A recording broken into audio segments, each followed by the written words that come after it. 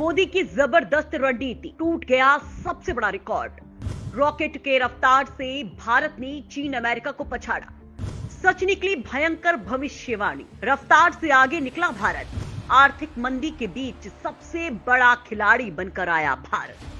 दोस्तों, आज हमारे लिए वो खुशखबरी है जिसे सुनकर आपके पैरों तले जमीन खिसक जाएगी और आपको विश्वास भी नहीं होगा, क्योंकि जो देश भारत की इकोनॉमी को लेकर ये शंका जाहिर कर रहे थे कि मोदी ने जो फैसले लिए हैं उनसे भारत की अर्थव्यवस्था रसातल में चली जाएगी और भारत चीन का सामना करना तो दूर, जहां है वहां से भी काफी नीचे चला जाएगा। लेकिन जो रिपोर्ट सामने आई है उसने सबकी बोलती बंद कर दी है। दोस्तों, अगर आप भारत और चीन की तुलना कर रहे हैं और भारत को चीन से कमतर मान रहे हैं क्योंकि उसके पास भारत से बड़ी नेवी, भारत से बड़ी थल सेना, भारत से ज्यादा परमाणु हथियार वगैरह मान रहे हैं, तो आप गलत हैं, क्योंकि भारत ने चीन का बेहद स्लोली लेकिन पूरी सटीकता के साथ ताबीज बना दिया है। भारत ने चीन की कमर तोड़ दी है। आपकी बात सही हो सकती है कि भारत की बजाय चीन के पास ज्यादा हथियार हैं, लेकिन वो गुजरे जमाने की बात थी। तब भारत पूरी तरह से बाहर के देशों पर निर्भर था और चीन खुद आत्मनिर्भर था। लेकिन आज भारत मैन्युफैक्चरिंग इंडस्ट्री का किंग बन चुका है।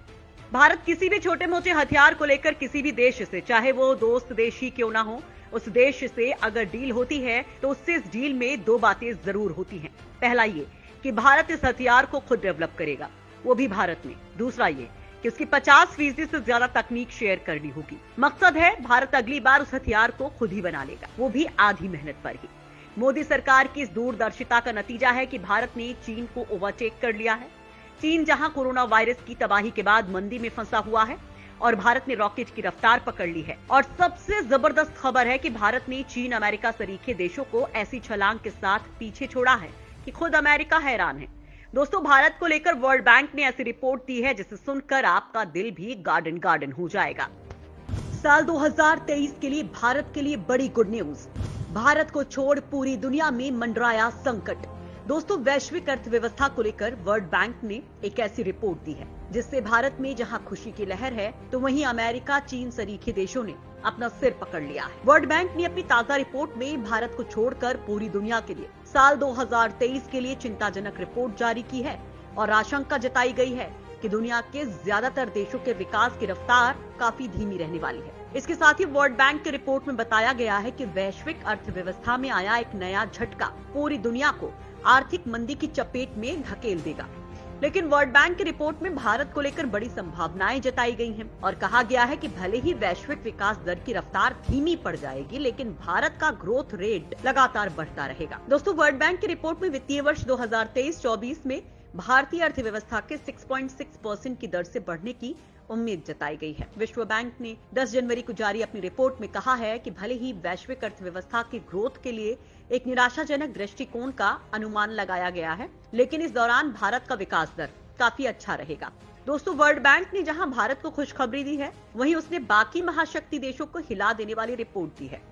विश्व बैंक ने चेतावनी दी है कि दुनिया की सभी शीर्ष अर्थव्यवस्थाएं, जिनमें संयुक्त राज्य अमेरिका, यूरोप और चीन भी शामिल हैं, उनमें कमजोर वृद्धि के कारण वैश्विक अर्थव्यवस्था इस साल आर्थिक मंदी के खतरनाक रूप से करीब आ जाएगी।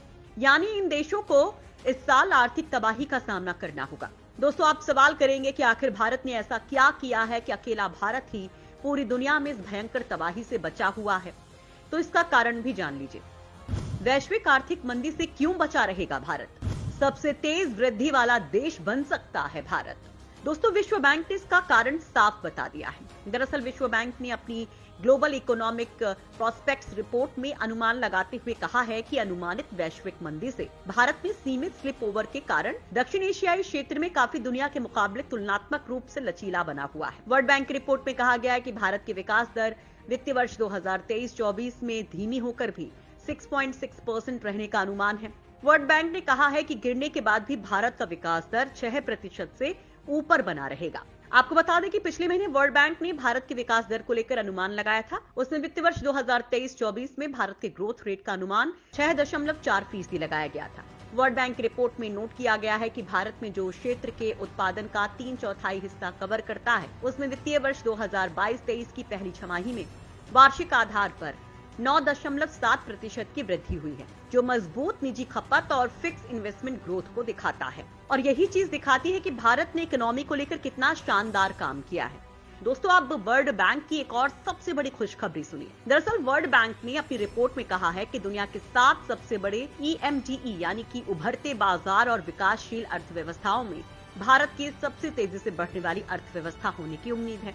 वर्ल्ड बैंक में भारत को लेकर जो रिपोर्ट है उसमें कहा गया है कि भारत का माल व्यापार घाटा 2019 के बाद से दोगुने से ज्यादा हो गया है और नवंबर में भारत का व्यापार घाटा 24 अरब अमेरिकी डॉलर था, जिसमें कच्चे पेट्रोलियम और पेट्रोलियम उत्पाद 7.6 अरब डॉलर और अन्य वस्तुओं उदाहरण के लिए अयस्क और खनिज 4.2 अरब डॉलर, इनके आयात ने इस घाटे की खाई को और गहरा किया है। दोस्तों, मोदी सरकार के ये सारे फैसले ही प्रमुख वजह हैं और मोदी सरकार ने विकास की जो रफ्तार पकड़ी है वो काबिले तारीफ है। भारत की ग्रोथ के आगे चीन आसपास भी नहीं है। अगर आपको GDP का मतलब समझ नहीं आ रहा है तो हम आपको एक लाइन में इसको समझा देते हैं कि GDP से आशय एक निश्चित अवधि जो 3 महीने की हो सकती है, 6 महीने की हो सकती है या फिर 1 साल की हो सकती है, उसमें देश की सीमा के भीतर उत्पादित सभी वस्तुओं और सेवाओं के कुल मूल्य से है। यानी ये बताता है कि निश्चित अवधि में देश में कितने मूल्य का आर्थिक उत्पादन हुआ है। पहली तिमाही में वृद्धि को खपत से गति मिली है, यानी देश में जो बन रहा है उसे लोग हाथों हाथ खरीद रहे हैं। इससे संकेत मिलता है कि खासकर सेवा क्षेत्र में घरेलू मांग पटरी पर आ रही है।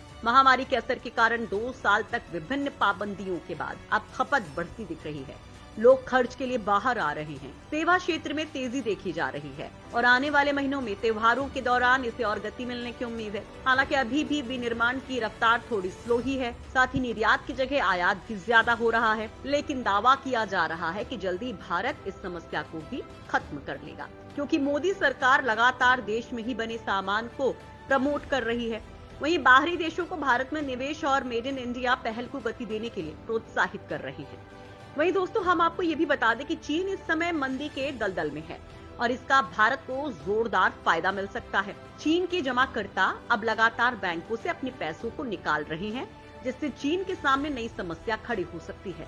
अब चीन डूबता जहाज है और इसलिए जो भी चीन इलेक्ट्रिकल मशीनरी, इलेक्ट्रॉनिक सामान का आयात करता है वो भारत उन्हें अधिक से अधिक खुद ही बनाने की कोशिश करेगा। ये भारत के लिए फायदेमंद है, क्योंकि भारत को आपदा को अवसर में कैसे बदलना है अच्छे से आता है। वहीं चीन का रवैया दुनिया के लिए सही नहीं है। पूरी दुनिया को चीन ने अपना दुश्मन बना लिया है। ऐसे में वैश्विक नेताओं के साथ अपने कूटनीतिक संबंधों को और मजबूती देकर भारत अपनी वैश्विक स्थिति को भी मजबूत बना सकता है। वहीं देश चीन पर निर्भर थे, जैसे कि श्रीलंका, बांग्लादेश, पाकिस्तान, नेपाल जैसी दक्षिण एशियाई अर्थव्यवस्थाएं जो अभी संकट का सामना कर रही हैं। भारत पाकिस्तान को छोड़कर इन सभी संकटग्रस्त अर्थव्यवस्थाओं की मदद कर रहा है। इस तरह भारत क्षेत्र में अपना प्रभाव बढ़ा सकता है। खैर, इस पूरे मामले पर आप क्या कहना चाहेंगे? कमेंट करके हमें जरूर बताएं।